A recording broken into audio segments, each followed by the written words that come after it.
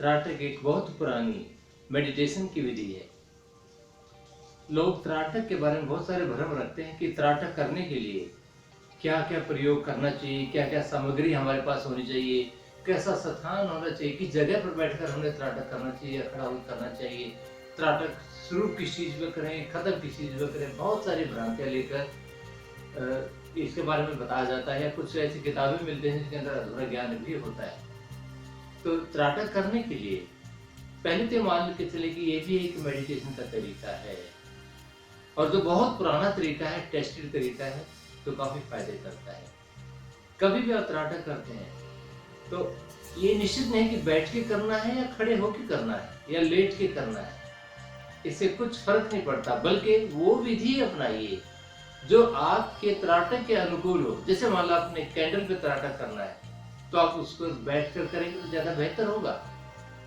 बैठ के करेंगे और आंखों की हाइट के बराबर में होगा तो वो ज़्यादा आप उस पर फोकस कर सकते हैं। जैसे आपने स्पाइरल पे त्राटक करना है, दीवार पे स्पाइरल लगा के या बिंदु लगा के आपने करना है तो वो बेहतर रहता है या तो बैठ के करें या तो खड़े होकर करें।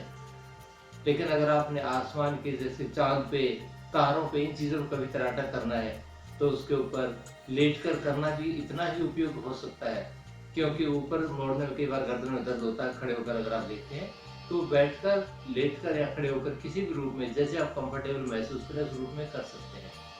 यानी बैठने का पोस्चर कोई एक निश्चित नहीं है, आपका आराम से रहना जरूरी है।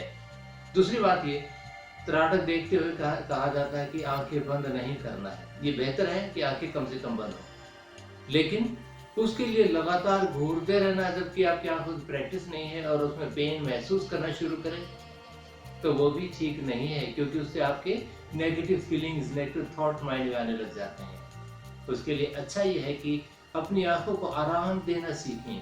आराम देने के लिए जैसे जब आपकी आंखें दर्द होती है उसको आप आधा बंद करके भी त्राटक कर सकते हैं, उससे आंखों को बड़ा आराम मिलता है। और फिर भी अगर नहीं रहा जाए, बहुत दर्द होता है, तो आंखें बंद कर लीजिए। बंद करने के बाद भी त्राटक चालू रह सकता है, प्रोवाइडेड वही चीज आप अपने ध्यान में ले आए, अपने अंतर्मन के ध्यान में ले आए और वहां पे फोकस कर दें तो भी वो चालू रह सकता है।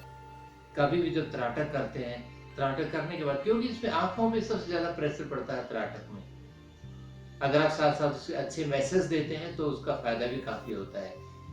लेकिन अगर बुरी भावनाएं, ऐसे कमजोरी की भावनाएं आती है तो उसका फायदे के बजाय नुकसान हो सकता है।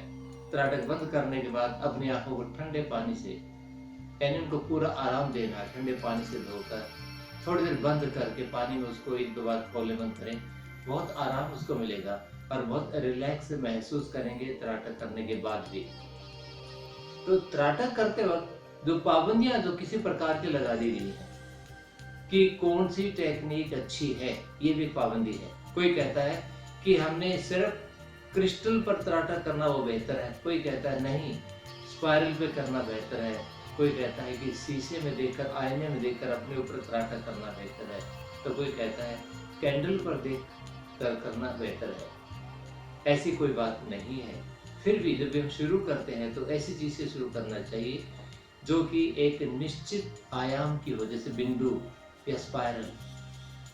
और जैसे मोमबत्ती है, मोमबत्ती में कभी कभी वाइब्रेशन होती है, एकदम शुरुआत ना करके अगर ये दूसरे लेवल पे जाके की जाए, तो इस प्रकार डिफिकल्टी लेवल देखते हुए त्राटक को बढ़ाना चाहिए और उसके अंदर अपने अच्छे अच्छे विचार लाना चाहिए त्राटक को करते हुए, क्योंकि त्राटक करते हुए आपकी ब्रेन वेव्स चेंज हो जाती हैं और आप बहुत ग्रहण करने की एक स्थिति में आ जाते हैं। जो भी विचार आते हैं आप उनको ग्रहण करते हैं।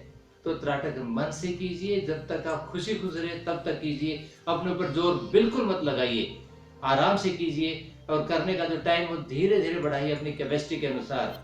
अपने आप में खुश रहें, आनंद से रहें और त्राटक के फायदे उठाएं।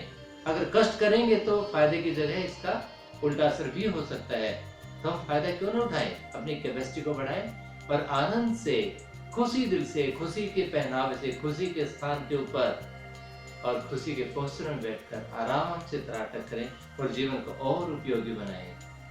धन्यवाद।